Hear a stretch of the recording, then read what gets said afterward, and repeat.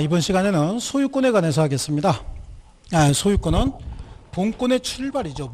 물권 중에 가장 기본적으로 모든 권리를 다 가지고 있는 완전한 권리다라고 하는데, 물건에 대해서 사용, 수익, 처분을 다 할 수 있는 권리를 소유권이다라고 얘기를 합니다. 이 소유권은 사용 수익권과 관련된 건 이용가치에 대한 지배권이죠. 물건의 이용가치예요.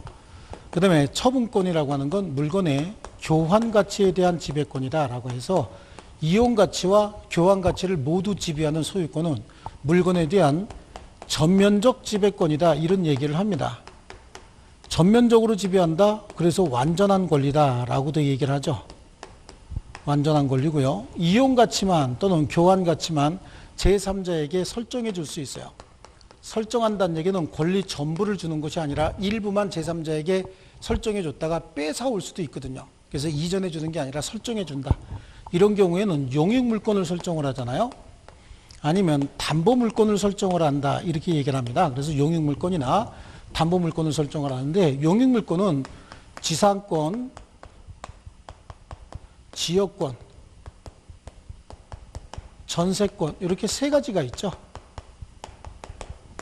담보물권은요, 세 가지가 있는데 유치권이 있어요. 근데 유치권은 사실은 설정해 주는 게 아니라 법정 담보물권이에요. 이거는 법률 규정에 의해서 성립하는데 그냥 담보물권의 종류에 같이 집어넣어서 막 설명드리는 거지, 이건 설정으로 성립하는 건 아니고요. 동산에 대한 약정 담보물권으로서 질권이 있고요. 부동산에 대한 약정 담보물권으로서 기본적인 게 저당권이죠. 이런 권리가 있습니다. 요거는 다 소유권의 일부 권능들인 거예요. 그래서 소유권은 전면적 지배권이고 완전한 권리고, 이렇게 설정해 줬다가 뺏어올 수도 있다라고 해서 소유권에는 탄력성도 있다라고 얘기를 합니다. 탄력적이다. 그리고 너무나 완전하기 때문에 항구성을 띈다라고 얘기를 합니다. 항구성을 띈다. 그리고 더 중요한 내용이, 소유권은 어디에만 성립한다고요? 물건 외에만 성립한다 라고 하는데, 이 물건은 그러니까 우리 민법상 물건은 토지 아니면 건물이겠죠. 원래 물건의 정의에 대해서는요, 우리 민법 제99조에 토지와 그 정착물은 부동산으로 하고 나머지는 다 동산이에요. 부동산 이외의 물건은 다 동산이다 라고 합니다. 토지와 건물 물건이고, 그 다음에 뭐가 있을까요? 나머지는 다 동산 얘기하는 거겠죠. 이 동산은 종류가 너무 다양해요. 그래서 이걸 다 볼 수는 없고 토지와 건물 정도를 보시는데, 자, 우리 물건 얘기할 때 부동산을 먼저 얘기하면 토지와 그 정착물 이렇게 얘기했잖아요. 그러니까 토지는 당연히 물건이다 라고 얘기를 할 수 있어요. 토지는 물건이고, 그 토지 소유권의 범위는 정당한 이익이 있는 범위 내에서 그 토지 상하에 미친다. 이게 다 토지 소유권 범위 안에 들어간다, 그런 얘기니까 이거 다 토지란 얘기예요. 근데 이 중에서 토지와 별개의 물건으로 취급될 수 있는 것들이 몇 개 있는데, 거기에 대표적인 게 건물이란 뜻이에요. 건물이라고 주장하려면 지붕과 기둥과 주벽 정도는 갖추고 있어야 건물이라고 합니다. 이게 토지에 고정이 돼서 쉽게 움직일 수 없는 지붕과 기둥과 주벽을 갖춰 있으면 완성이 됐든 안 됐든 허가가 있든 없든 관계없이 무조건 토지와 별개의 물건이에요. 그 다음에 여기에 또 수목 내지는 수목의 집단, 이런 것들이 있을 수 있죠. 뭐 그냥 너무 잘 그리지 말고 이렇게 한번 그려볼까요? 이것도 잘 그린 건 아니죠. 이게 수목 내지는 수목의 집단인데, 얘네들은 원래 토지의 일부예요. 일부인데 예외적으로 얘는 원칙이 토지입니다. 종물도 아니고 부합물이에요. 그냥 부합하는데 예외적으로 두 가지 방법이 있다고 그랬잖아요. 등기 아니면 명의 방법에 의해서 토지와 별개의 물건으로 취급하는 경우는 있습니다. 그 다음에 여기 보면은 미분리 과실, 토지의 과실들이 있죠. 미분리 과실. 얘네들도 명의 방법에 의해서 토지와 별개의 물건으로 취급될 수 있고요. 여기 대파, 쪽파와 같은 농작물들 있잖아요. 이 농작물. 이 농작물들도 토지와 별개의 물건으로 취급될 수 있어요. 그러니까 지상에 하나, 둘, 셋, 네 개 정도고, 지하에는 미채굴 광물이 있거든요. 이 미채굴 광물도 토지와 별개의 물건으로 취급될 수 있다. 그런데 이 중에서 언제나 토지와 별개의 물건으로 취급되는 건 건물이에요. 건물. 그래서 이제 정리를 하면 토지와 별개의 물건으로 취급될 수 있는 건 4대 1. 그래서 이거 다 부동산이에요. 지상에 4개, 지하에 하나인데, 여기에 다른 말로 언제나 토지와 별개의 물건으로 취급되는 건 뭐다? 건물이다. 건물이라고 하는 건 토지의 정착물 중에서 완성이 됐던 완성이 되지 않았던 지붕하고 기둥하고 그래요. 루프, 컬러, 월이거든요. 이렇게 세 가지만 갖추고 있는 토지의 정착물이면 건물이에요. 이 적법하든 불법적으로 생겼든 완성이 됐든 안 됐든 관계없습니다. 무조건 건물로 보겠다. 그래서 4대1 요거만 토지와 별개의 물건으로 취급합니다. 그래서 우리 책으로 가면 319페이지에 소유권이라고 하는 건 물건에 대한 전면적 지배권이다 라고 하는 거고, 법적 성질이 교환 가치와 이용 가치를 모두 지배한다. 소유권을 제한할 수 있느냐? 원래 소유권을 제한해서는 안 되는 거죠. 근데 소유권을 제한할 수 있는 경우도 있다. 근데 소유권을 제한할 때는요, 우리 공공복리라고 하는 개념에 의해서 소유권 행사를 제한하는 것이지 전면적으로 소유권 자체를 제한할 수는 없어요.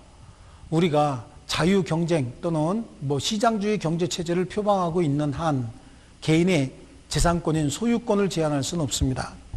소유권 행사 자체를 공공복리라고 하는 개념에 의해서 제한할 수는 있으나 소유권의 공개념 이런 거는 사실은 굉장히 위험한 발상이긴 합니다.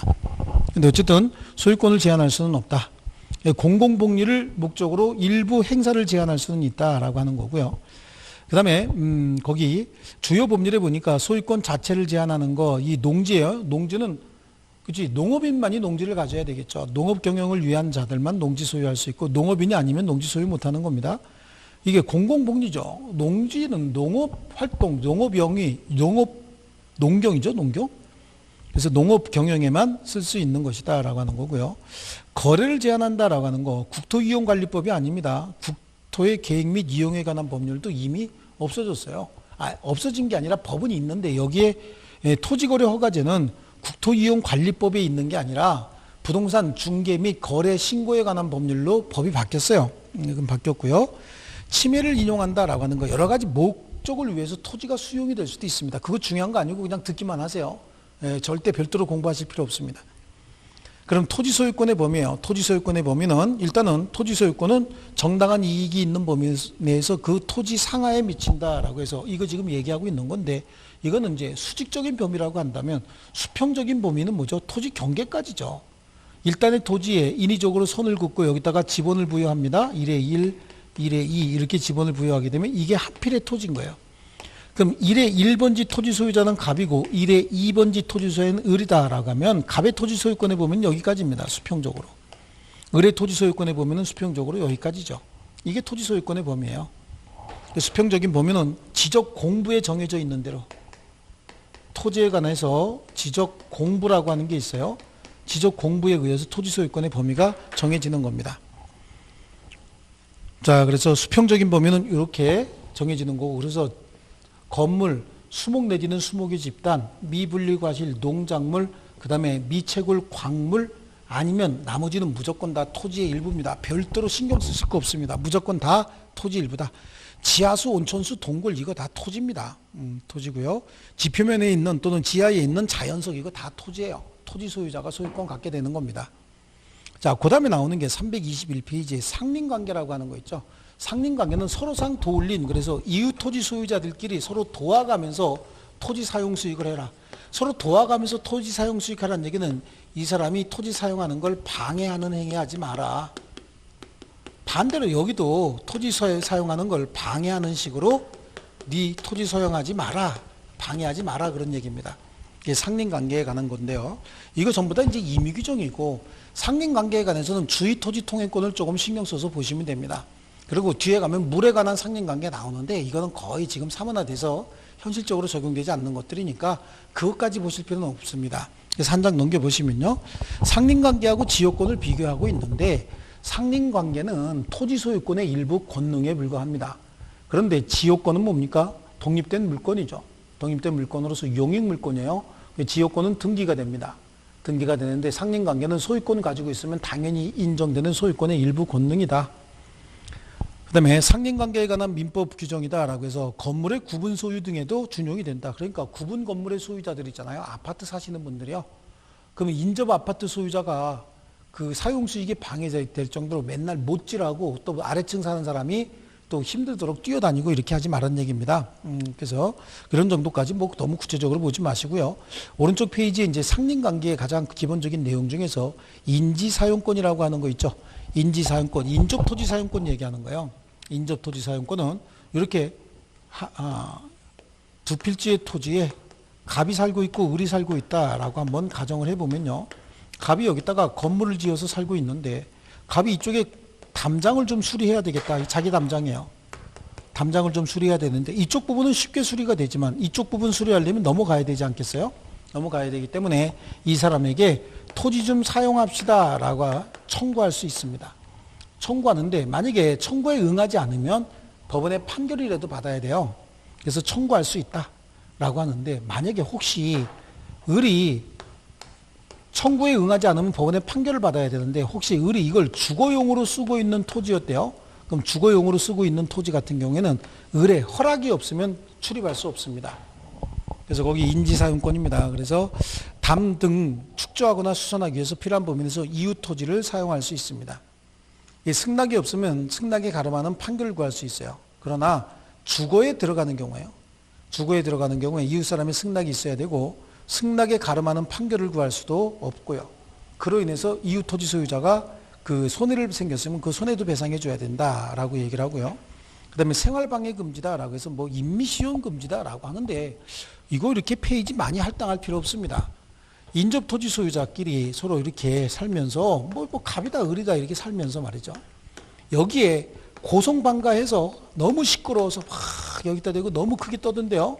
너무 시끄럽게 해갖고 이쪽 토지 소유자가 사용수익을 방해받는다든지 아니면 여기다가 에어컨 실외기 같은 거 설치해갖고 모든 열기가 일로 가게 이렇게 하지 말란 얘기입니다. 이런 거 하면 인접 토지 소유자의 사용수익을 방해하고 있는 거니까 이게 금지가 된다. 이거 많이 낼 게 없습니다. 그래서 생활방해 금지라고 하는 건 매연이나 열기체, 액체, 음향, 진동, 기타 유사한 것으로 이웃 토지의 사용수익을 방해하지 마라. 이거 특별히 시험이 날 것도 없습니다. 그 판례도 그렇게 많이 해놨는데 필요 없습니다. 넘겨보시고요. 그 다음에 325조에 보면 수도등의 시설권이에요.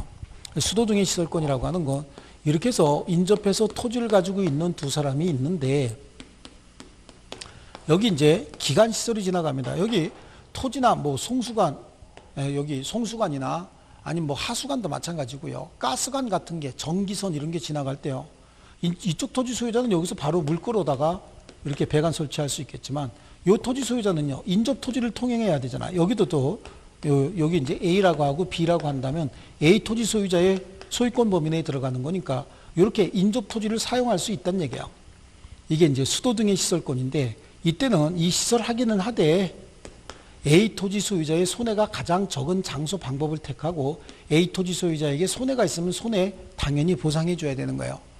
그랬다가 혹시 이쪽에 다시 수도관이 생겼다. 그래서 A 토지 소유자가 야 요거 철거하고 빼가라. 그럼 철거하고 빼가야 된다는 얘기입니다. 자기 비용으로. 이게 수도 등의 시설권. 그냥 들은 걸로 끝내셔도 관계없습니다. 뭐 특별히 공부할 내용은 아니잖아요. 그 다음에 주의 토지 통행권이다 라고 하는데 주의 토지 통행권 요거는 조금 공부하실 필요가 있어요. 자 여기 공로라고 할게요. 이 공로. 공도 또는 이렇게 얘기할 수 있는데 포유지가 하나 생겼다는 얘기예요. A하고 B 토지가 이렇게 서로 인접해서 있는데 이 B 토지는요. 공로에 통하는 통로가 있지만 통로로서 기능을 제대로 하지 못한다. 그래요. 아니면 통로가 없거나 그러면 인접 토지를 통행할 수 있다는 얘기예요. 이게 주의 토지 통행권에 관한 내용입니다. 그래서 인접 토지를 통행을 하기는 하되 그 손해가 가장 적은 장소와 방법을 택해야 된다라고 하는 게 주의 토지 통행권이에요. 그럼 주의 토지 통행할 때 이 범위를 어떻게 할 것이냐. 이 범위는 현재 토지 사용 방법이 뭐냐. 현재 용법에 따라서 그 통행권의 범위가 결정이 되는 겁니다. 미래 사용에 대비해서 미리 건축 허가에 필요한 도로를 확보해야 되는 것도 아니다. 현재 사용 용법에 따라 달라져요. 그래서 현재 나대지다 그러면 50cm 정도일 테고 건물이 있고 주거용으로 쓰고 있는 주택이 있다 그러면 한 3m 정도 통행할 수 있을 테고요. 상업용 시설이 있었다라고 하면 이거는 뭐죠? 한 6m 정도 이렇게 할 수 있다라고 하는 거고요. 그 다음에 대가를 지급할 것이냐 말 것이냐라고 하는데 유상이냐 무상이냐예요. 그래서 유상이 원칙입니다. 원칙이 유상이다라고 하는데 예외적으로 무상도 있습니다. 무상의 경우에는 일부 분할 또는 일부 양도로 포유지가 됐을 때 그 일부 분할이나 또는 일부 양도로 포유지가 됐을 때, 일부 분할, 일부 양도로. 자, 이 경우에는요, 원래 이게 전부 다 A 소유 토지였는데 A가 B에게 양도했다. 그 일부 양도죠. 아니면 이게 전부 다 한 필지 토지였는데 분할했대요. 분할해서 A하고 B에게 이렇게 분할이 됐다. 이 경우엔 무상의 주의토지 통행권을 행사하는데, 이 일부 양도, 일부 분할로 인해서 무상인 경우에는 그 일부 분할, 일부 양도의 직접 당사자 사이에만 무상이에요. 그 승계인 사이에는 통행권의 범위를 다시 정한다라고 되어 있어요. 그래서 특정 승계인, 혹시 C가 A한테 이 땅을 샀대요. 그럼 C하고 B 사이에는 통행권의 범위가 다시 정해져야 돼요. 아니면 뭐 여기도 D에게 양도할 수 있겠죠. 그러면 A 또는 C, D 사이에는 통행권의 범위를 다시 정해야 된다는 얘기는 유상으로 바뀐다, 그런 얘기입니다. 자, 이렇게 하다가 인접에 통로가 생겼답니다. 인접한 통로가 생겼대요. 그럼 이 통로가 생겼으면 이렇게 다닐 수 있는 길이 생겼다, 그런 얘기겠죠. 그럼 주의토지 통행권은 소멸해버리는 거예요. 자, 통로가 있음에도 불구하고 인접 토지를 통행하는 것이 편리하다는 이유만 가지고 주의토지 통행권을 계속 행사할 수는 없습니다. 예를 들어서 매일 가야 되는 부분이 이쪽인데, 여기로 가면 그냥 바로 이렇게 갈 수 있잖아요. 근데 이쪽으로 오면은 차 타고 쭉 갔다가 유턴해서 와서 또 유턴해야 된다. 이런 경우에 굉장히 불편하니까 인접 토지 좀 통행하자라고 할 수 없다는 얘기입니다. 자, 주의토지 통행권의 핵심 내용은 요겁니다. 범위를 어떻게 할 것이며 유상으로 할 것이냐 무상으로 할 것이냐라고 하는 거하고요. 그래서 거기 주의토지 통행권인데, 요건에 어느 토지에 통로가 없어 주의토지를 통행하지 않으면 공로에 이를 수 없을 때라고 하는 겁니다. 자, 그 다음에 거기 밑에서 세 번째 줄 보니까, 따라서 일단 주의토지 통행권이 발생했다 하더라도 그 토지에 접하는 공로가 개설되면 주의토지 통행권을 인정할 필요가 없어지는 겁니다. 그때는 통행권이 소멸해버리는 거고요. 출입할 수 있더라도 과다한 비용이 드는 경우에 그래요. 그래서 우회해서 다닐 수는 있어요. 하지만 통로가 있어도 통로로서 기능을 하지 못할 때, 이때는 이제 위에 나와 있는데요, 비용이 너무 많이 든다, 이런 경우에도 인접토지를 통행할 수 있는 거고요. 그 다음에 효과입니다. 효과는 주의토지를 통행하되 필요한 경우에 통로도 개설할 수 있다. 그래요. 그런데 주의토지를 통행할 때는 인접토지 소유자의 손해가 가장 적은 장소와 방법을 택해야 된다. 그리고 손해가 있으면 손해보상, 즉 유상으로 합니다. 예, 유상을 한다라고 하는 거고요. 그러면 언제나 유상이냐? 아니, 무상도 가능하다. 오른쪽 페이지로 잠깐 보시면요, 통행지 소유자에 대한 손해보상의 문제가 발생을 하는데, 통행으로 인하여 손해가 있는 경우에는 토지 소유자는 통행지 소유자에게 보상을 해줘야 됩니다. 그러나 토지 분할 또는 일부 양도로 인하여 공로에 통하지 못하는 경우에는 그 토지 소유자는 다른 분할자 또는 양수인의 토지를 통행하고, 이때는 보상의 의무가 없다. 근데 이 경우에는 직접 분할 또는 일부 양도의 직접 당사자 사이에만 적용이 되고, 포위된 토지 또는 피통행지의 특정 승계인의 경우에는 주의토지 통행권에 관한 일반 원칙으로 들어가서 통행권의 범위를 따로 정한다, 이렇게 얘기하고 있습니다. 자, 그리고 넘겨보시면 이제 물에 관한 상린관계는 특별히 보실 건 없습니다. 이쪽은요. 네, 그 다음에 경계에 관한 상린관계가 뒤에 나올 거예요. 330페이지 보면은 경계에 관한 상린관계인데, 경계표 담의 시설권이다 라고 하는데요, 이 경계표나 담을 설치할 때는 먼저 경계 측량부터 해야 되겠죠. 그래서 인접토지 소유자, 이렇게 생긴 땅이 있답니다. 여기는 A 소유고요, 여기는 B 소유라고 할 때 경계표가 혹시 경계가 이렇게 됐느냐, 아니면 이렇게 됐을 수도 있고 이렇게 됐을 수도 있잖아요. 그러니까 경계표 설치하려면 어떻게 해야 돼요? 담장 설치하려면 경계 측량을 해야 되죠. 그래서 여기 경계가 여기다라고 하는 거죠. 그래서 이 경계를 정할 때 측량 먼저 할 겁니다. 이때 측량에도 비용이 들 거고요. 경계표를 설치할 때 이 경계표 비용도 들 텐데, 측량은 면적에 비례해서 그 비용을 부담하면 되는 거고요. 경계표 설치 비용은 절반씩 부담하면 되는 겁니다. 면적이 넓다고 해서 경계표 많이 쓰는 것도 아니고, 좁다고 해서 덜 쓰는 것도 아니잖아요. 그러니까 경계표 설치 비용은 절반씩, 그 다음에 측량 비용은 면적에 비례해서 분담하면 되는 거예요. 그렇게 해서 경계표가 설치가 됐다라고 하면요, 일단은 이렇게 해서 경계표 설치가 됐다. 경계표가 누구 소유냐라고 문제가 됐을 때, 기본적으로 누구 소유인지 모르면 절반씩 부담했을 것이다 라고 하는 추정하에 공유로 추정을 해주는데요, 이렇게 경계표가 설치됐다, 공동비용으로 경계표 설치했다라고 하더라도 이쪽 토지 소유자가 필요하면 이거 통상의 높이보다 높게 할 수 있고요. 그 다음에 뭐 도난 같은 걸 방지하기 위해서 특수시설 같은 것도 이렇게 할 수 있습니다. 그 다음에 뭐 화재를 방지하기 위해서 방화벽 같은 것도 구축할 수 있다라고 하는 거죠. 이 경계에 관한 상린관계. 그래서 경계표 담의 시설권 금방 설명을 했고요. 경계표는 공유로 추정되는 이유가 공동비용으로 설치했을 것이다 라고 하는 추정하에 그런 거고요. 그 다음에 수지 목근의 제고권이다 라고 하는 건 그 뭘 얘기하는 거냐면 경계표 인근에 나무 가지가 경계를 넘어왔다는 거예요. 이렇게 경계가 있는데 여기에 있는 나무가 이렇게 자라고 있는 나무가 경계를 좀 넘어서 침범했다. 나무에 가지가 이렇게 나가 있다는 얘기는 뿌리도 이만큼 내려와 있다는 얘기거든요. 뿌리도 이렇게 연결이 돼 있다 이런 얘기예요. 자, 이때 A 소유 토지고 B 소유 토지라고 할 때 B 소유 토지는 경계를 넘어온 이 부분에 가지에 대해서는 먼저 제거해 달라고 요구해야 됩니다. 제거 요구했는데 이에 응하지 않으면 두 번째 바로 직접 제거할 수 있습니다. 그러니까 먼저 제거 요구를 한번 한다라고 하는 건데 그 다음에 뿌리에 대해서는 바로 한 번에 그냥 직접 제거해 버릴 수 있습니다. 제거 요구 없이 바로 직접 제거할 수도 있다.